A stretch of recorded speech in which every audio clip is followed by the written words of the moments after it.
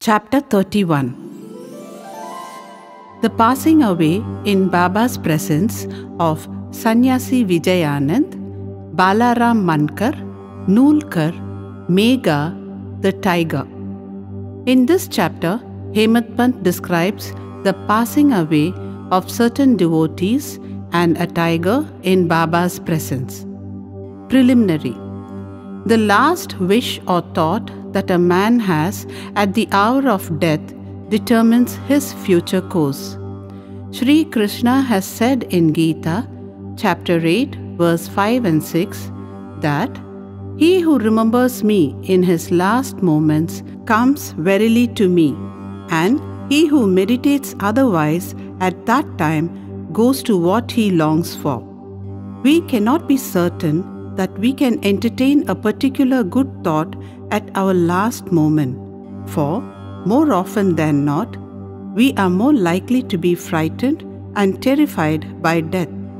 Hence, constant practice is necessary for enabling us to fix our mind on any desired good thought at any moment.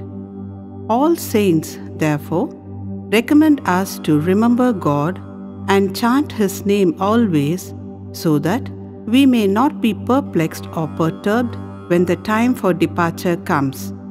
The devotees, on their part, surrender themselves completely to the saints, fully believing that the saints would guide and help them in their last moments. A few such cases will be noted here. Vijay Anand, a sannyasi from Chennai named Vijay Anand, started on a pilgrimage to Manasarovar. En route, on hearing Baba's fame, he halted at Shirdi. There, he met one Somadevji Swami of Haridwar and enquired from him about the Manasarovar trip. The Swami told him that the Sarovar was 500 miles above Gangotri and described to him the difficulties of the journey, viz., plenty of snow, and the change of dialect every 50 kos, and the suspicious nature of the local people who give a lot of trouble to the pilgrims on the way. On hearing this, the sannyasi was dejected and cancelled the trip. Then, when he went to Baba and prostrated himself before him, Baba got enraged and said, "Drive out this useless sannyasi. His company is of no use." The sannyasi did not know Baba's nature. He felt discomforted, but sat there watching things that were going on. It was the morning darbar, and the masjid was overcrowded. Baba was being worshipped in various ways. Some were washing his feet, some taking the teerth, holy water, and drinking it heartily, and some touching their eyes with it. Some were applying sandal paste, and some scents to his body. And all were doing these things, forgetting the distinction of caste and creed. Though Baba got enraged with him, he was filled with affection for Baba, and he did not feel like leaving the place. He stayed in Shirdi for 2 days, when he got a letter from Chennai stating that his mother was very ill. He felt very dejected and wanted to be by his mother's side. But he could not leave without Baba's permission to return home. The omniscient Baba, knowing the future, said to him, "If you so loved your mother, why did you take sannyas? Attachment makes misuse of an ochre garb. Go and sit quiet at your lodging. Wait with patience for a few days. In the Vada, there are many robbers. Bolt your doors and be very vigilant. The thieves will carry everything. Wealth and prosperity are transient, and the body is subject to decay and death. While knowing this, do your duty, leaving all attachment with the things of this world and next. He who does this and surrender himself to the feet of Hari, Lord, will get free from all troubles and attain bliss. The Lord runs and helps him who remembers and meditates on him with love and affection. Your store of past merits is considerable, so you have come here.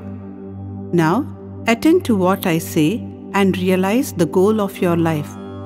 Begin from tomorrow the study of Bhagavat. Do 3 saptahs, that is, 3 readings during 3 weeks conscientiously.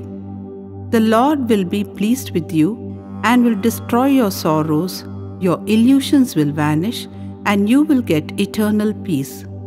On seeing that his end was approaching, Baba prescribed this remedy and made him read Rama Vijaya, which pleases the god of death. Next morning, after bathing and other purifying rites, he commenced to read Bhagavat at a secluded spot in the Lendi garden. He completed 2 readings and thereafter felt much exhausted. He returned to the Vada and stayed in his lodging for 2 days. And on the 3rd day, he breathed his last on Fakir, Bade Baba's lap. Baba asked the people to preserve the body for a day for a reason. The police afterwards came and on making proper enquiries, gave permission for the disposal of the body. It was buried in a proper place with due rites. In this way, Baba helped the sannyasi and ensured him Satgati, salvation. Balaram Mankar. There was a householder devotee of Baba by name Balaram Mankar. When his wife passed away, he got dejected and entrusting his household to his son, left home and came to Shirdi and lived with Baba. Being pleased with his devotion, Baba wanted to give a good turn to his life and he did it in this way.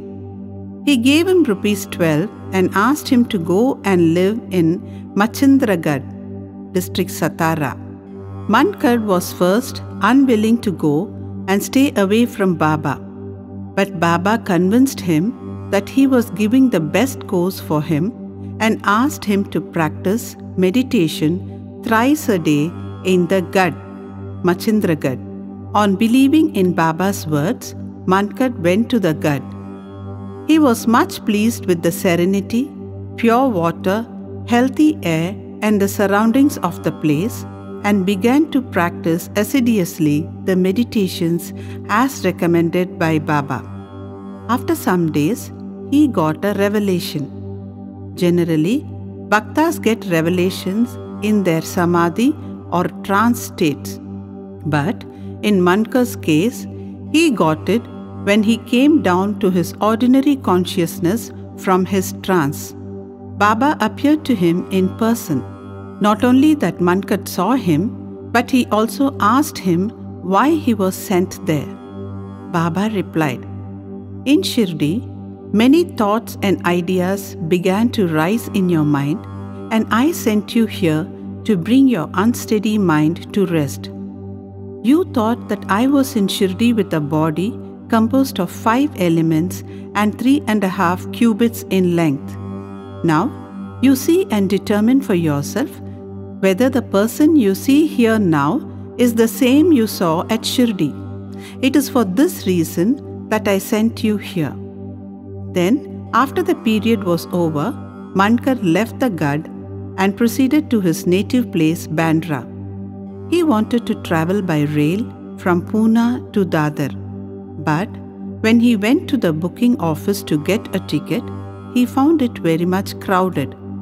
He could not get his ticket soon, when a villager with a langoti, piece of cloth on his waist, and kambali on his shoulder turned up and said, "Where are you going?" "To Dadar," replied Mankar. Then he said, "Please take this Dadar ticket of mine as I have some urgent work here. I have cancelled my Dadar trip." Mankar was very glad to receive the ticket and was taking out money from his pocket when the rustic disappeared in the crowd. Mankar tried to find him in the crowd, but in vain. He waited for him till the train left the station but found no trace of him. This was the second revelation Mankad got in a strange form. Then Mankad, after visiting his home, again returned to Shirdi and remained there at Baba's feet, following his bidding and advice. In the end, he was very fortunate to leave this world in the presence of Baba. Tatya Sahib Nulkar. Hemat Pant gives no particulars regarding Tatya Sahib Nulkar except the bare mention of the fact that he gave up his ghost in Shirdi. A brief summary of his account that appeared in Sai Leela magazine is given here. Tatya Sahib was a sub-judge at Pandharpur in 1909 when Nana Sahib Chandorkar was Mamlatdar there. Both met often and exchanged words. Tatya Sahib did not believe in saints, while Nana Sahib respected them. Nana Sahib often told him the Leelas of Sai Baba and pressed him to go to Shirdi and see Baba. Nulkar finally agreed to go to Shirdi on two conditions. 1. He must get a Brahmin cook, and 2. He must get good Nagpur oranges for the presentation. Both these conditions were providentially fulfilled. A Brahmin came to Nana Sahib for service and he was sent to Tatya Sahib, and a fruit parcel containing 100 beautiful oranges was received by Tatya Sahib, the consignor being unknown. As the conditions were fulfilled, Tatya Sahib had to go to Shirdi.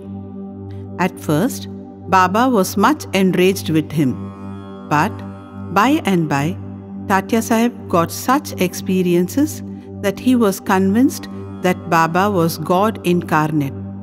So he was enamored of Baba and stayed there till his death. As his end was approaching, sacred literature was read out to him, and at the last hour, Baba's Padatirth was brought and given to him for drinking. Baba, on hearing of his death, said, "O Tatya went ahead of us. He won't be reborn." Megha. The story of Megha has been already described in chapter 28. When Megha died, all the villagers followed the funeral procession. Baba also accompanied them and showered flowers on Megha's body.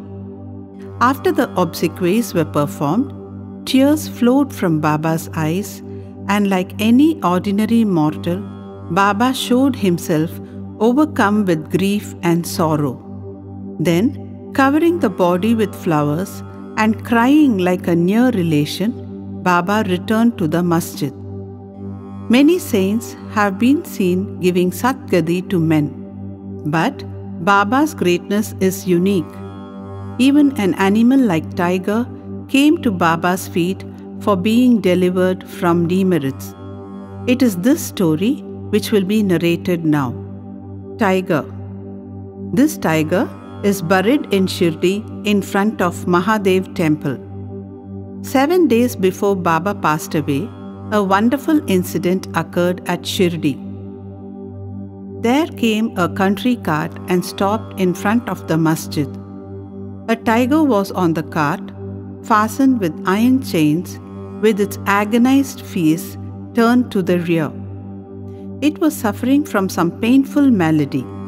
Its keepers, 3 dervishes, had been taking it from place to place and making money by exhibiting it. It was the means of their subsistence.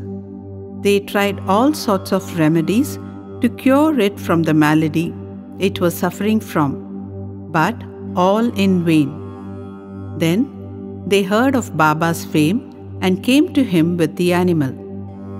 They got it down with chains in their hands and made it stand at the door. It was naturally fierce, besides being disease-ridden. So it was restless. The people began to look at it with fright and amazement. The dervishes told Baba everything about the animal and with his consent brought it before him. As it approached the steps, it retreated on account of the awe of Baba and hung its head down. When both saw each other, it got on the step and looked at Baba with affection. Immediately, it moved the tuft of its tail and dashed it thrice against the ground and then fell down senseless.